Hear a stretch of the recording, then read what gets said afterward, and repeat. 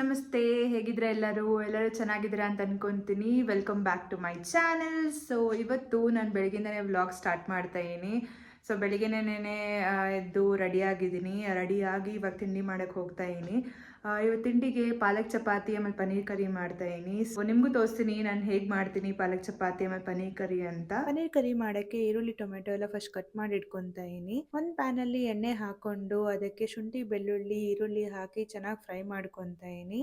ಈರುಳ್ಳಿ ಚೆನ್ನಾಗಿ ಫ್ರೈ ಆದ ನಂತರ ಅದಕ್ಕೆ ಟೊಮೆಟೊ ಹಾಕೊಂಡು ಮತ್ತೆ ಫ್ರೈ ಮಾಡ್ತಾ ಇದ್ದೀನಿ. ಟೊಮೆಟೊ ಮೆತ್ತಗಾಗೋ ತನಕ ಫ್ರೈ ಮಾಡ್ಕೊಬೇಕು. ಒಂದ್ಸಲ ಟೊಮೆಟೊ ಮೆತ್ತಗಾದ ತಕ್ಷಣ ಗೋಡಂಬಿ ಹಾಕೊಂಡು ಅದನ್ನು ಫ್ರೈ ಮಾಡಿಕೊಂಡು ಮಿಕ್ಸಿ ಜಾರಲ್ಲಿ ಹಾಕೊಂಡು ಚೆನ್ನಾಗಿ ಫೈನ್ ಪೇಸ್ಟ್ ಆಗಿ ರುಬ್ಕೊತಾ ಇದ್ದೀನಿ. ಅದೇ ಸೇಮ್ ಪ್ಯಾನ್ ಅಲ್ಲಿ ಎಣ್ಣೆ ಹಾಕೊಂಡು ಗರಂ ಮಸಾಲ ಹಾಕ್ತಾ ಇದ್ದೀನಿ. ಚಕ್ಕೆ, ಪಲಾವ್ ಎಲೆ, ಲವಂಗ, ಶಾಹಿ ಜೀರಾ, ಈರುಳ್ಳಿ ಹಾಕಿ ಚೆನ್ನಾಗಿ ಫ್ರೈ ಮಾಡ್ಕೊತಾ ಇದ್ದೀನಿ. ಈರುಳ್ಳಿ ಕಂದು ಬಣ್ಣ ಬರೋ ತನಕ ಫ್ರೈ ಮಾಡಿಕೊಂಡು ಅದಲ್ಲಿ ರುಬ್ಕೊಂಡಿರೋ ಮಸಾಲ ಹಾಕಿ ಚೆನ್ನಾಗಿ ಫ್ರೈ ಮಾಡ್ಕೊತಾ ಇದ್ದೀನಿ. ಈ ಮಸಾಲ ಎಣ್ಣೆ ಬಿಟ್ಕೊಳೋ ತನಕನೂ ಫ್ರೈ ಮಾಡ್ಕೊಬೇಕು. ಒಂದ್ಸಲ ಎಣ್ಣೆ ಬಿಟ್ಕೊಂಡಿದ ತಕ್ಷಣ ಅದಕ್ಕೆ ಅರಿಶಿನ, ಖಾರದ ಪುಡಿ, ಧನಿಯಾ ಪುಡಿ, ಉಪ್ಪು ಹಾಕಿ ಚೆನ್ನಾಗಿ ಮತ್ತೆ ಫ್ರೈ ಮಾಡ್ಕೊತಾ ಇದ್ದೀನಿ. ಎಲ್ಲ ಮಸಾಲ ಹಸಿ ವಾಸನೆ ಹೋಗೋ ತನಕ ಚೆನ್ನಾಗಿ ಫ್ರೈ ಮಾಡಿಕೊಂಡು ಅದಕ್ಕೆ ಎಷ್ಟು ಬೇಕೋ ಅಷ್ಟು ನೀರು ಹಾಕಿ ಕುದಿಸ್ಕೊತಾ ಇದ್ದೀನಿ. ನೀವು ಎಷ್ಟು ಚೆನ್ನಾಗಿ ಈ ಮಸಾಲಾನ ಫ್ರೈ ಮಾಡ್ತಿರೋ ಅಷ್ಟೇ ಚೆನ್ನಾಗಿ ಟೇಸ್ಟ್ ಬರುತ್ತೆ. ಮಸಾಲಾನ ಚೆನ್ನಾಗಿ ಕುದಿಸ್ಕೊಂಡು ಅದಕ್ಕೆ ಕಟ್ ಮಾಡಿರೋ ಪನ್ನೀರ್ ಹಾಕೊತಾ ಇದ್ದೀನಿ. ಫ್ರೈ ಮಾಡ್ಕೊಂಡಿರೋ ಪನ್ನೀರ್ ಕೂಡ ಹಾಕೊಬೋದು. ಮಸಾಲ ಆಮೇಲೆ ಪನ್ನೀರ್ ಎಲ್ಲ ಚೆನ್ನಾಗಿ ಮಿಕ್ಸ್ ಮಾಡಿಕೊಂಡು ಆಮೇಲೆ ಕೊತ್ತಂಬರಿ ಸೊಪ್ಪು ಹಾಕಿದ್ರೆ ಪನ್ನೀರ್ ಕರಿ ರೆಡಿ ಆಗುತ್ತೆ. ಪಾಲಕ್ ಪರೋಟ ಮಾಡೋಕ್ಕೆ ಫಸ್ಟ್ ನೀರಲ್ಲಿ ಸ್ವಲ್ಪ ಉಪ್ಪು ಹಾಕೊಂಡು ಪಾಲಕ್ನ ಬೇಯಿಸ್ಕೊತಾ ಇದ್ದೀನಿ. ಪಾಲಕ್ ಚೆನ್ನಾಗಿ ಬೆಂದ ನಂತರ ಅದನ್ನ ಮಿಕ್ಸಿ ಜಾರಲ್ಲಿ ಹಾಕಿ ಶುಂಠಿ ಬೆಳ್ಳುಳ್ಳಿ ಉಪ್ಪು ಹಾಕಿ ಅದನ್ನ ಚೆನ್ನಾಗಿ ರುಬ್ಕೊತಾ ಇದ್ದೀನಿ. ಈ ರುಬ್ಕೊಂಡಿರೋದನ್ನ ಒಂದು ಬೌಲಲ್ಲಿ ಟ್ರಾನ್ಸ್ಫರ್ ಮಾಡಿಕೊಂಡು ಅದಕ್ಕೆ ಗೋಧಿ ಹಿಟ್ಟು ಹಾಕಿ ಚೆನ್ನಾಗಿ ಮಿಕ್ಸ್ ಮಾಡ್ಕೊತಾ ಇದ್ದೀನಿ. ಸ್ವಲ್ಪ ನೀರು ಹಾಕೊಂಡು ಚೆನ್ನಾಗಿ ನಾದ್ಕೊಬೇಕು. ಸ್ವಲ್ಪ ಎಣ್ಣೆ ಕೂಡ ಹಾಕೊಂಡು ನಾದ್ತಾ ಇದ್ದೀನಿ ಸಾಫ್ಟ್ ಆಗಲಿ ಹಿಟ್ಟು ಅಂತ. ಚೆನ್ನಾಗಿ ನಾದ್ಕೊಂಡು ಸ್ವಲ್ಪ ಹೊತ್ತು ಸೈಡ್ಗೆ ಎತ್ತಿಡ್ತಾ ಇದ್ದೀನಿ. ಆನಂತರ ನಾವು ಚಪಾತಿ ಹೆಂಗೆ ಮಾಡ್ಕೊತೀವೋ ಆ ಥರನೇ ಲಟ್ಸ್ಕೊಂಡು ಫ್ರೈ ಮಾಡ್ಕೊತಾ ಇದ್ದೀನಿ. ಎರಡು ಸೈಡ್ ಸ್ವಲ್ಪ ಎಣ್ಣೆ ಹಾಕೊಂಡು ಕೂಡ ಫ್ರೈ ಮಾಡ್ಕೊಬೋದು. ಪಾಲಕ್ ಪರೋಟ ಆಮೇಲೆ ಪನ್ನೀರ್ ಕರಿ ಕಾಂಬಿನೇಷನ್ ಅಂತೂ ತುಂಬಾನೇ ಇಷ್ಟ ನನಗೆ. ಯಾಕಂತಂದ್ರೆ ತುಂಬಾ ಹೆಲ್ದಿ ಆಪ್ಷನ್ ಕೂಡ. ಪಾಲಕ್ ಕೂಡ ತಿಂದಂಗೆ ಆಗುತ್ತೆ, ಪ್ಲಸ್ ಪನ್ನೀರಲ್ಲಿ ಪ್ರೋಟೀನ್ ಕೂಡ ಸಿಗುತ್ತೆ. ತುಂಬ ಟೇಸ್ಟಿಯಾಗಿ ಬಂದಿತ್ತು ಈ ಕಾಂಬಿನೇಷನ್. ಒಂದ್ಸಲ ಟ್ರೈ ಮಾಡಿ ನೋಡಿ. ಸೊ ಫ್ರೆಂಡ್ಸ್, ನಾನು ಇವಾಗ ಸಂತೆಗೆ ಹೋಗೋಣ ಅಂತ ಅನ್ಕೊಂಡಿದ್ದೀನಿ. ನಾನು ಫಸ್ಟ್ ಟೈಮ್ ಸಂತೆಗೆ ಹೋಗ್ತಿರೋದು. ನಿಮ್ನು ಕರ್ಕೊಂಡು ಹೋಗ್ತೀನಿ ಜೊತೆಗೆ. ಸೊ ಹೇಗಿರುತ್ತೆ ಏನು ಕತೆ ಅಂತ ನೋಡೋಣ. ಸಂತೆಯಲ್ಲಿ ನಾರ್ಮಲಿ ಪ್ರೈಸಸ್ ಕಮ್ಮಿ ಇರುತ್ತೆ ಅಂತ ಅಂತಾರೆ. ಸೊ ಇಲ್ಲಿ ಹೋಗಿ ನೋಡೋಣ ಹೇಗಿರುತ್ತೆ ಅಂತ.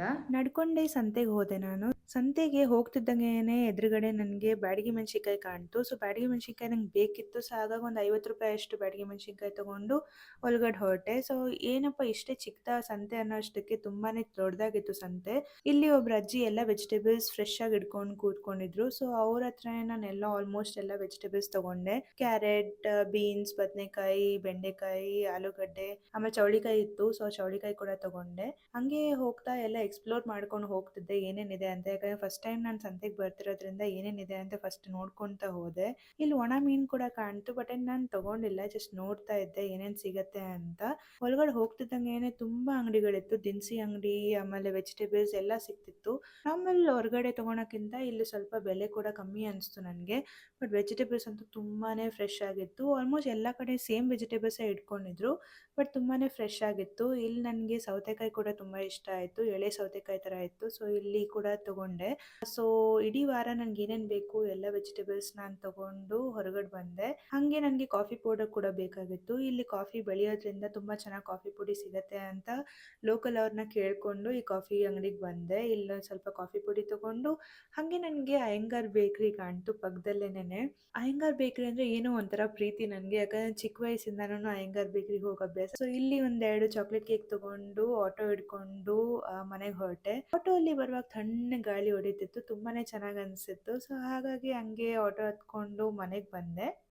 ಇವಾಗ ಜಸ್ಟ್ ಬಂದೆ ಮನೆಗೆ. ಸೊ ತುಂಬಾ ಚೆನ್ನಾಗಿತ್ತು ಸಂತೆ. ಆ್ಯಕ್ಚುಲಿ ಎಕ್ಸ್ಪೀರಿಯನ್ಸ್ ತುಂಬ ಚೆನ್ನಾಗಿತ್ತು ನನಗೆ. ಯಾಕಂತಂದರೆ ನಾನು ಯಾವತ್ತೂ ಸಂತೆಗೆ ಹೋಗಿಲ್ಲ. ಬೆಂಗಳೂರಲ್ಲಂತೂ ಎಲ್ಲೂ ಸಂತೆ ಅಂತ ಕಾನ್ಸೆಪ್ಟ್ ಎಲ್ಲೂ ಇಲ್ಲ. ನಾವು ನಾರ್ಮಲಿ ಮಾರ್ಕೆಟ್ಗೆ ಹೋಗ್ತೀವಿ, ಇಲ್ಲ ಮನೆ ಹತ್ರ ಇರೋ ವೆಜಿಟೇಬಲ್ ಅಂಗಡಿ ಎಲ್ಲಾದರೂ ಹೋಗ್ತೀವಲ್ವ.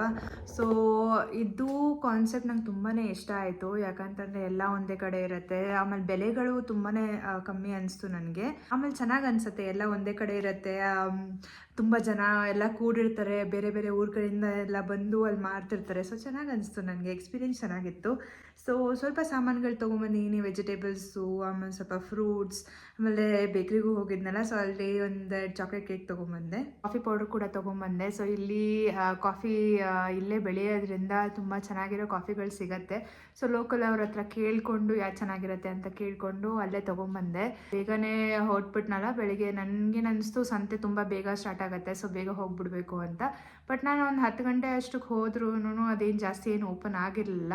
ಬಟ್ ಓಪನ್ ಆಗ್ತಿತ್ತು, ಇನ್ನೂ ಸ್ಟಾರ್ಟ್ ಆಗ್ತಿತ್ತು. ಸೊ ಹಾಗಾಗಿ ಕಿಚನ್ನೆಲ್ಲ ಹಾಗೆ ಬಿಟ್ಟು ಹೋಗಿದ್ದೆ. ಸೊ ಅದನ್ನು ಸ್ವಲ್ಪ ಕ್ಲೀನ್ ಮಾಡಬೇಕು. ಸ್ವಲ್ಪ ಹೊತ್ತು ರೆಸ್ಟ್ ತೊಗೊಂಡು ಅದನ್ನು ಸ್ಟಾರ್ಟ್ ಮಾಡ್ತೀನಿ. ನೀವು ಏನಾದರೂ ಸಂತೆಗೆ ಹೋಗೋದಿದ್ರೆ ನಂಗೆ ಕಮೆಂಟ್ ಸೆಕ್ಷನಲ್ಲಿ ತಿಳಿಸಿ ನಿಮ್ಮ ಎಕ್ಸ್ಪೀರಿಯೆನ್ಸ್ ಹೇಗಿರುತ್ತೆ ಸಂತೆಗಳಲ್ಲಿ ಅಂತ. ಸೊ ಇದು ನನ್ನ ಹೊಸ ಎಕ್ಸ್ಪೀರಿಯೆನ್ಸ್, ಹಾಗಾಗಿ ನಿಮ್ಮ ಜೊತೆ ಶೇರ್ ಮಾಡೋಣ ಅಂತ ಅಂದ್ಕೊಂಡೆ. ನಾನು ದಿನ ಅಡುಗೆ ಮುಗಿಸಿದ ತಕ್ಷಣವೇ ಎಲ್ಲ ಕ್ಲೀನ್ ಮಾಡ್ಕೊತೀನಿ. ಸ್ಲ್ಯಾಬ್, ಗ್ಯಾಸ್ ಆಗಲಿ ಎಲ್ಲ ಏನೇನು ಒಣ ಕಸ ಇರುತ್ತೆ ಎಲ್ಲ ಬಿಸಾಕಿ ಸ್ಲ್ಯಾಬ್ನ ಕ್ಲೀನ್ ಮಾಡ್ಕೊತೀನಿ. ಯಾಕಂದರೆ ಒಂದ್ಸಲ ಸ್ಲ್ಯಾಬ್ನ ಕ್ಲೀನ್ ಮಾಡಿಕೊಂಡ್ರೆ ಫುಲ್ ಕಿಚನ್ ಕ್ಲೀನಾಗಿ ಕಾಣುತ್ತೆ. ಸೊ ಎಲ್ಲ ಸ್ಲ್ಯಾಬ್ನ ಡಸ್ಟ್ ಮಾಡ್ಕೊತಾ ಇದೀನಿ. ಡಸ್ಟ್ ಮಾಡಿಕೊಂಡು ಒಂದು ಒದ್ದೆ ಬಟ್ಟೆಯಲ್ಲಿ ಒರೆಸ್ಕೊಂಡ್ಬಿಟ್ರೆ ಆಗೋಗುತ್ತೆ. ಬೆಳಿಗ್ಗೆ ಬೇಗ ಎದ್ದು ಹೋಗಿದ್ರಿಂದ ಬೆಡ್ ಕೂಡ ಸೆಟ್ ಮಾಡಿಲ್ಲ. ಸೊ ಹಾಗಾಗಿ ಅದನ್ನು ಸೆಟ್ ಮಾಡಿಬಿಡ್ತೀನಿ ಇವಾಗ.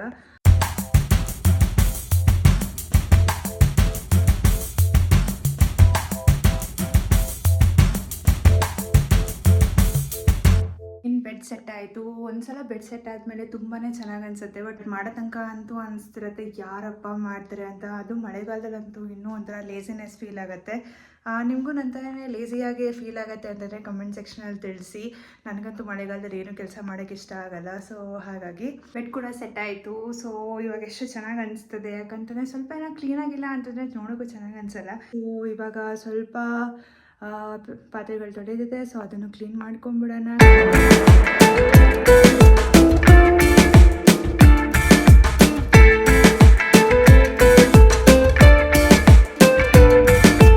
ಸೊ ಇನ್ನು ಕೆಲಸ ಎಲ್ಲ ಮುಗೀತು. ಪಾತ್ರೆ ಕೂಡ ವಾಶ್ ಮಾಡಿದೆ, ಸೆಟ್ ಕೂಡ ಮಾಡಿದ್ದೀನಿ. ಇನ್ನೇನು ಕೆಲಸ ಇಲ್ಲ. ಇನ್ನು ಸ್ವಲ್ಪ ವೀಡಿಯೋಸ್ ಮಾಡೋಕ್ಕಿದೆ. ವೀಡಿಯೋಸ್ ಎಡಿಟ್ ಮಾಡಬೇಕು, ಎಡಿಟ್ ಮಾಡಿ ಅಪ್ಲೋಡ್ ಮಾಡಬೇಕು. ಸೊ ಅದನ್ನು ಮಾಡ್ತೀನಿ.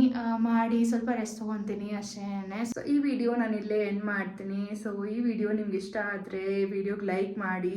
ಚಾನಲ್ಗಿನ್ನೂ ಸಬ್ಸ್ಕ್ರೈಬ್ ಮಾಡಿಲ್ಲ ಅಂದರೆ ಪ್ಲೀಸ್ ಸಬ್ಸ್ಕ್ರೈಬ್ ಮಾಡ್ಕೊಳ್ಳಿ. ನನ್ನ ವಿಡಿಯೋ ನಿಮ್ಗೆ ಇಷ್ಟ ಆದರೆ, ಡೈಲಿ ವ್ಲಾಗ್ಸ್ ಇಷ್ಟ ಆಗ್ತಿದ್ರೆ ಕಮೆಂಟ್ ಸೆಕ್ಷನಲ್ಲಿ ತಿಳಿಸಿ. ಸೊ ದ್ಯಾಟ್ ನನಗೆ ಇನ್ನೂ ಮೋಟಿವೇಶನ್ ಸಿಕ್ಕಂಗಾಗತ್ತೆ. ಸೊ ನಾನು ನಿಮ್ಗೆ ಸಿಗ್ತೀನಿ ನೆಕ್ಸ್ಟ್ ವಿಡಿಯೋ ಅಲ್ಲಿ. ಬಾಯ್.